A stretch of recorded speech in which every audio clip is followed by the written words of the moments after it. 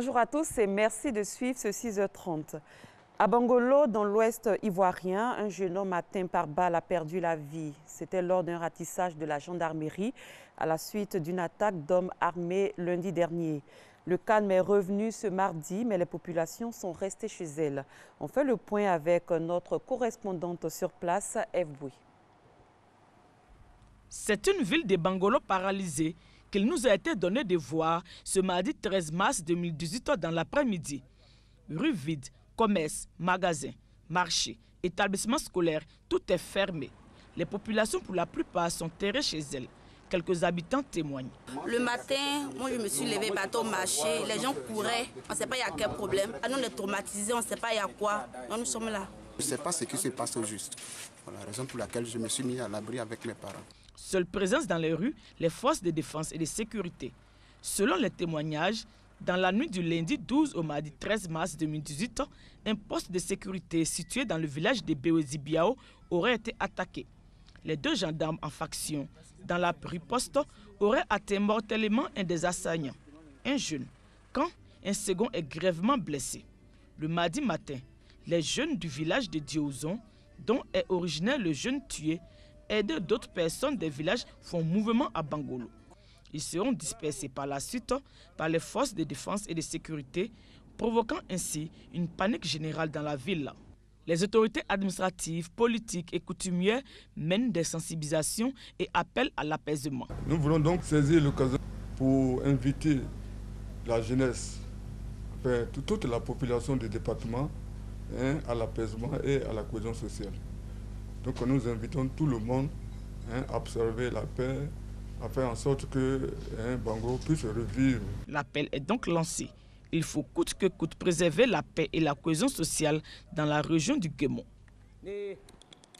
13 mars 2016, 13 mars 2018, 2 ans déjà qu'un attentat terroriste endeuillait des familles.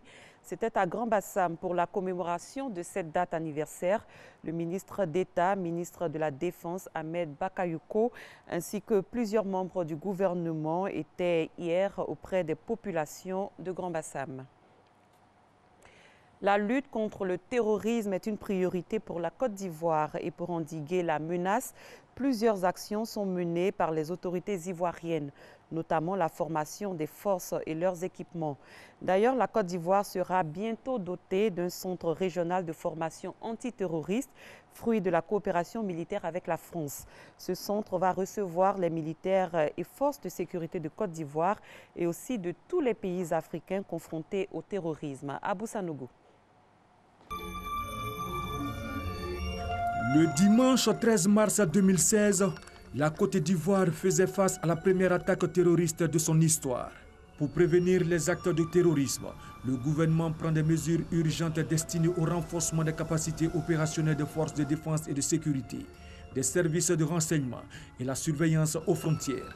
Une stratégie de lutte contre le terrorisme est élaborée. Les différentes unités sont équipées de moyens plus adaptés.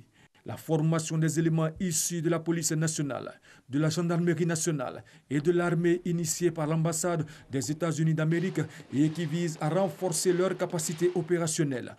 Les États-Unis d'Amérique apportent également leur appui dans le domaine des techniques d'enquête et d'investigation contre le terrorisme. L'assistance américaine est portée sur une nouvelle doctrine d'emploi qu'on appelle la police de proximité. Cette doctrine d'emploi permet à la gendarmerie, à la police, de travailler de concert avec la population pour prévenir toutes sortes de menaces. La Côte d'Ivoire poursuit la formation de ces hommes. Les forces spéciales ivoiriennes et les forces spéciales françaises ont participé à un exercice militaire conjoint dans le traitement d'une prise d'otage par des terroristes.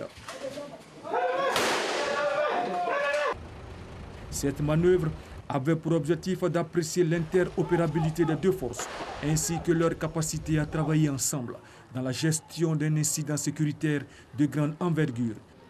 Nous avons pu voir toutes les étapes, toutes les phases d'une telle opération. Et je crois que cela a été bien mené par nos hommes avec l'appui des forces françaises. Donc nous sommes satisfaits. Les techniques d'intervention sont assez proches. Et comme on a besoin de beaucoup de monde au moment où il y a des interventions, il faut qu'on puisse être interopérable. Donc c'est important qu'on développe des techniques propres. C'est pour ça qu'on est ensemble. Au regard de la menace terroriste, les forces ivoiriennes sont en veille pour parer à toute éventualité d'attaque. Et pour réduire cette menace, des actions sont menées par les autorités ivoiriennes. Le partage de renseignements entre les États, une stratégie de lutte contre le terrorisme et la préparation des forces qui s'entraînent régulièrement de façon individuelle ou combinée pour tester leur interopérabilité. Et c'est dans ce cadre qu'un centre régional antiterroriste ouvrira ses portes en Côte d'Ivoire, précisément à Jacquesville. C'est dans le cadre des accords de coopération avec la France. Il y a un besoin sur l'ensemble de la région de formation à la lutte antiterrorisme. C'est un besoin régional. Je suis immensément fier que ce soit un projet ivoiro-français et que ce soit la Côte d'Ivoire qui a été choisie pour ce centre. Ce centre va délivrer tout le cursus de formation de lutte antiterroriste, notamment le renseignement, l'intervention et l'enquête. Et il va abriter tous les théâtres d'opérations envisageables. Il sera bâti sur un site de 1200 hectares. Le caractère inédit du phénomène nécessite des savoir-faire spéciaux. Des moyens colossaux seront donc mis en œuvre. Les instructeurs seront fournis par la Côte d'Ivoire et la France. Ce centre permettra à nos pays, à nos États, d'avoir une expertise dans le domaine de la lutte contre le terrorisme en donnant la capacité d'anticiper, d'avoir des personnels formés en matière d'abord d'identification des réseaux terroristes, des organisations terroristes, de leur mode de fonctionnement, de leur mode opératoire, de leur mode de financement. Ce centre met en priorité les forces spéciales et toutes les unités spécialisées dans la lutte contre le terrorisme au niveau stratégique, opératif et tactique. L'ouverture est prévue pour septembre 2018. La première phase va consister à accueillir des cadres. Puis la seconde, les premières troupes d'intervention à qui seront dispensées les techniques spécifiques à la lutte antiterroriste. Le ministre de la fonction publique, le général Issa Coulibaly, a procédé hier au lancement officiel des concours administratifs session 2018. Pour cette session, il est prévu 379 concours pour 9 644 postes budgétaires. Au chapitre des innovations, on peut citer entre autres les compositions assistées par ordinateur et l'introduction du numérique dans le processus des concours. Le reportage est signé Grace Kando. Je profite de cette tribune pour clamer haut et fort que les réseaux et autres tuyaux au niveau des concours administratifs, c'est bien fini. Amener les Ivoiriens à sortir de la fraude pour s'inscrire dans la logique du mérite. Message du ministre de la fonction publique lors du lancement des concours administratifs session 2018. Pour une meilleure organisation de ces concours, des réformes sont engagées. L'introduction du numérique dans tout le processus des concours, de l'inscription au traitement des résultats, est l'une des principales innovations qui, à la satisfaction de tous, permet de juguler les comportements répréhensibles qui sont de nature à ternir la notoriété du ministère de la fonction publique. Les inscriptions en ligne s'ouvrent ce mercredi 14 mars pour s'achever le 14 mai prochain sur le site www.fonctionpublique.gouv.ci. Les compositions auront lieu du 8 au 30 septembre dans 11 villes. Il est prévu l'organisation de 379 concours pour 9 644 postes budgétaires. Les résultats seront connus le 30 novembre prochain. Parlons culture avec le Massa 2018. À l'initiative de l'Organisation internationale de la francophonie, un colloque sur la mobilité des artistes en Afrique a eu lieu hier au Palais de la Culture à Treichville. Au cours de cette rencontre, les promoteurs culturels ont échangé leurs expériences. Le directeur général du Massa a réitéré la volonté de sa structure de favoriser les échanges entre les différents festivals du continent. Issa Chonan Ieo. L'Afrique regorge de nombreux talents sur le plan artistique. Des talents qui ont besoin d'espace pour s'exprimer afin d'assurer leur quotidien. Pourtant, ils sont confrontés à de sérieux problèmes de mobilité. L'Organisation internationale de la francophonie, OIF, veut remédier à cet état de fait. Elle a organisé un colloque sur la mobilité des artistes en Afrique au marché des arts du spectacle d'Abidjan, Massa. Une rencontre au cours de laquelle des promoteurs culturels ont partagé leurs expériences. Je dispose d'un équipement culturel en privé qui achète du spectacle. Si nous arrivons véritablement en lien avec les communes, avec les mairies, à créer des lieux de diffusion qui peuvent acheter du spectacle, c'est là où nous pouvons véritablement organiser un marché et de la mobilité pour les artistes. Le Massa, dès sa création, avait pour but de permettre aux compagnies du Sud d'avoir des marchés hors du continent, d'où la mise en place à l'époque de la Transafricaine des arts. La donne a changé avec l'évolution du temps, selon le directeur général du Massa. Ce ne sont plus les producteurs qui sont les grands ordonnateurs du marché, c'est plutôt les festivals.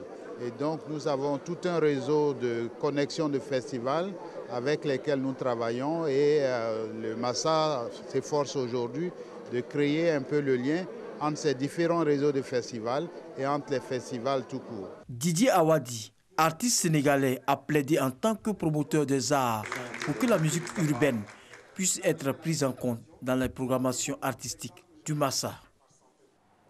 La 3e édition de la Semaine du consommateur a démarré hier à Abidjan. Cette Semaine du consommateur coïncide avec la première édition des soldes et promos. Cette année, on note beaucoup d'innovations avec ces soldes qui se feront en ligne via une plateforme digitale de socialisation des consommateurs.